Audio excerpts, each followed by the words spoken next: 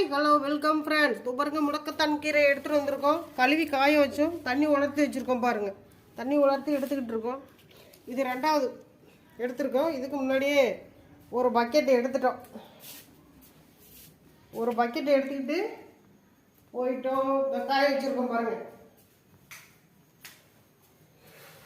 இந்த காய வச்சுருக்கோம். இது ரெண்டாவது இது எடுக்கிறோம். இது இந்த முடக்கத்தான் நேற்று காய வச்சது. இது இன்னைக்கு காய வச்சுருக்கோம். அப்படியே பழன்னு இருக்கு பாருங்க, பசுமையாக. இந்த முடக்கத்தான் கீரையை பொடி செய்கிறதுக்காக ரெடி பண்ணிகிட்ருக்குறோம்.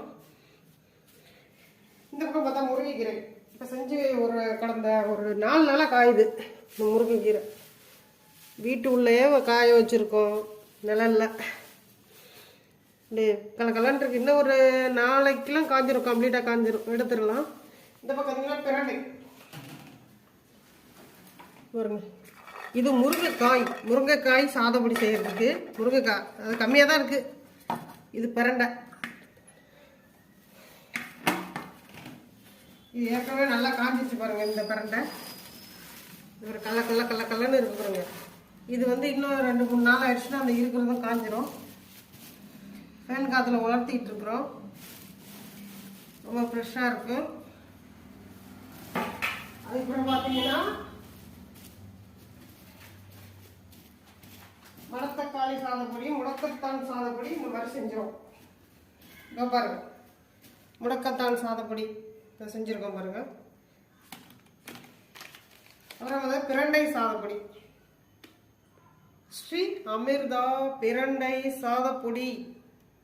சாதம், இட்லி, தோசை, பூரி, சப்பாத்தி, பழைய கஞ்சி, சுடுகஞ்சி எதுக்கு வேணால் நீங்கள் யூஸ் பண்ணிக்க வேண்டியதான். அந்த மாதிரி செஞ்சுருக்கோம். இது மணத்தக்காளி கீரை சாதப்பொடி.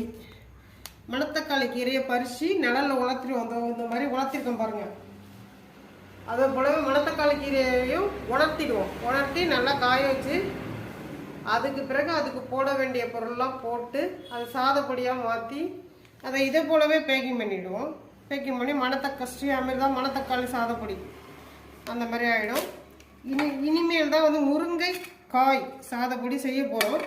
அதுக்கு முதல்ல இதுதான் கிடச்சிது, வீட்டில் இருந்தது, அதை காய வச்சுருக்கோம்.